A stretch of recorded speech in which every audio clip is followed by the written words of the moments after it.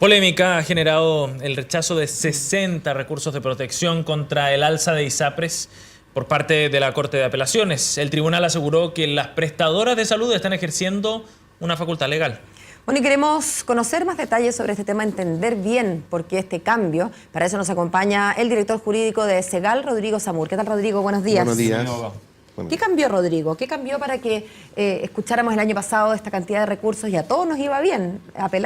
Presentábamos esta protección y era aceptado, y ahora de repente de un día para otro 60 recursos. Sí, en realidad no ha cambiado nada. Esto es una sala de las muchas que tiene, de las 12 salas que tiene la Corte de Apelaciones Santiago, que en su convicción, con sus ministros y los abogados integrantes que pudieron haber en esa oportunidad, entraron en la convicción que el alza no era arbitrario, es decir, que se cumplían los requisitos establecidos en el artículo 197 y 198 del decreto con fuerza de ley número 1 del año 2005, que es el que regula esta adecuación que realiza la ISAPRES. Esos requisitos, en la medida en que fueran sumamente objetivos, sería re fácil que los fallos fueran automáticos, digamos, o casi automáticos. Claro. Ahora, no conozco los requisitos, pero entiendo que si hay cierta diferencia de una sala a la otra. Son variables económicas que las ISAPRES tienen que justificar muy detalladamente que este plan requiere, además de la variación que realiza mediante la UEF, que requiere una adecuación del plan base.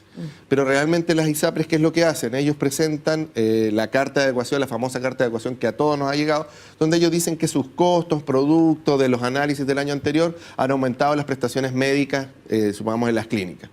Pero la Corte ha determinado en su gran mayoría que esto no es justificable porque en ningún momento están dando, números duros o variables duras que hagan interpretar a la Corte la convicción de que efectivamente las pobres ISAPRES están cayendo en un desfase con estos planes de salud. Entonces, el 99,9% de los fallos siempre han sido favorables.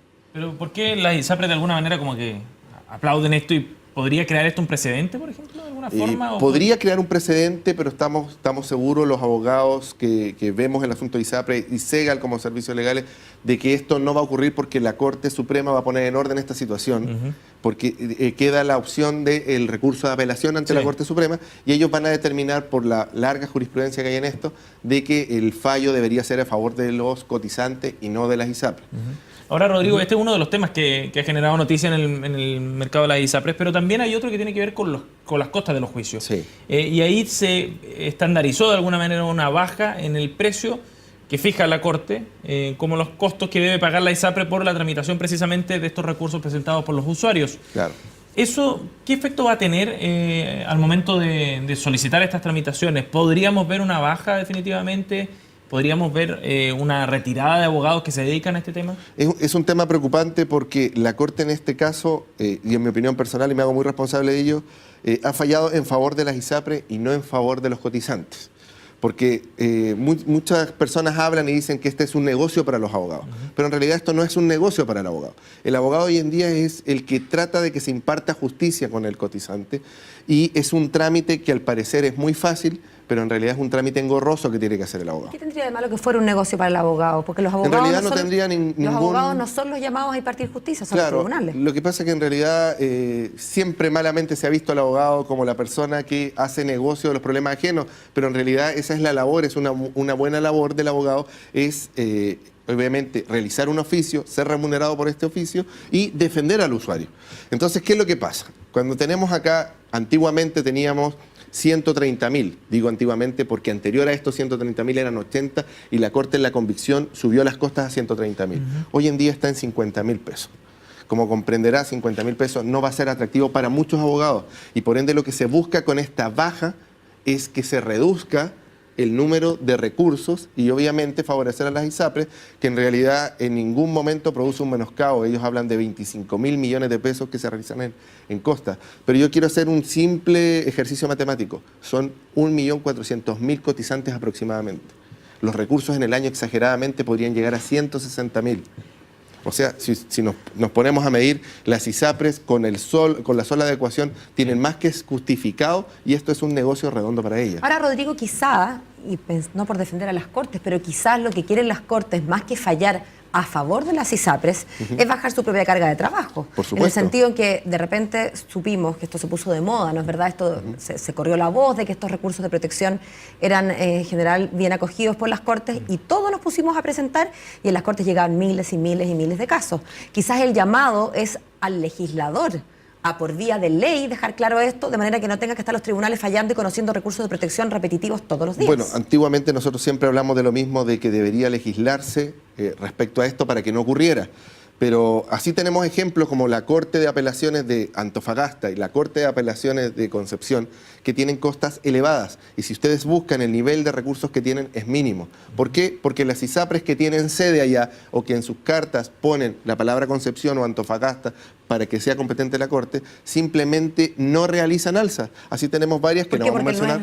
Porque no es rentable. No es rentable. Claro. Si las costas fueran elevadas, por supuesto las ISAPRES pensarían si mandan la famosa carta de adecuación y si la llegasen a mandar, la mandarían con variables cuantificables que realmente la Corte accediera a las peticiones de Ahora, ellos. Rodrigo, ¿cómo se calculan las costas? Porque tampoco es posible, no me suena como justo, que el solo manipular las costas vaya poniendo incentivos para los abogados para presentarse en esas causas o para las ISAPRES para no subir. O sea, las costas se supone que es el costo de tramitar un juicio, tiene que tener algún parámetro más o menos objetivo para su cálculo. Pero lo realizan los tribunales y en este caso lo realiza la Corte de Apelaciones. Y por una petición de las ISAPRES se otorgó que fueran 50.000 pesos. Ellos son los que lo determinan. Pero no tiene que fundamentar la Corte una decisión de ese tipo. Es que es una decisión plena de la Corte. Nosotros no nos podemos meter. Nosotros consideramos que 50.000 pesos por un recurso que en su práctica dura 3 meses y el giro del cheque podría llegar hasta un año fácilmente y a veces más, 50.000 pesos en cierta medida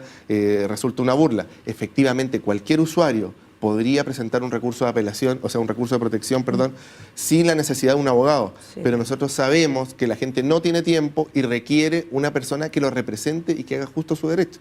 Y para eso están los abogados.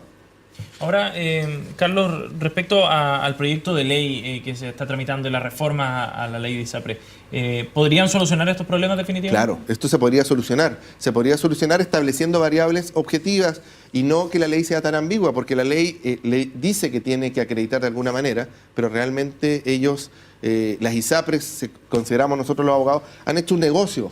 A pesar de que digan que el negocio lo hacemos nosotros, han hecho un negocio porque un 10% de las personas reclaman y un 90% les aumentan el plan. Sí. Entonces yo les quiero hacer el siguiente ejercicio y reflexión.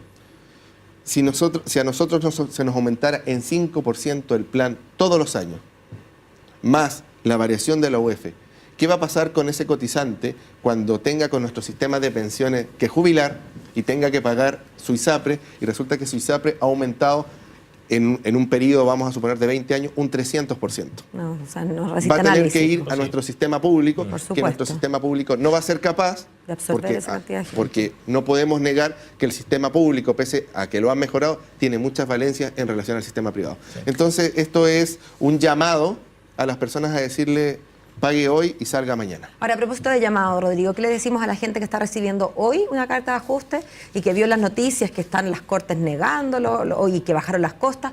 ¿Cuál es la recomendación? ¿Seguir acudiendo a los abogados a que acudimos el año pasado? Yo creo que es necesario que nosotros los chilenos hagamos valer nuestros derechos. Entonces, ¿qué es lo que deben de hacer?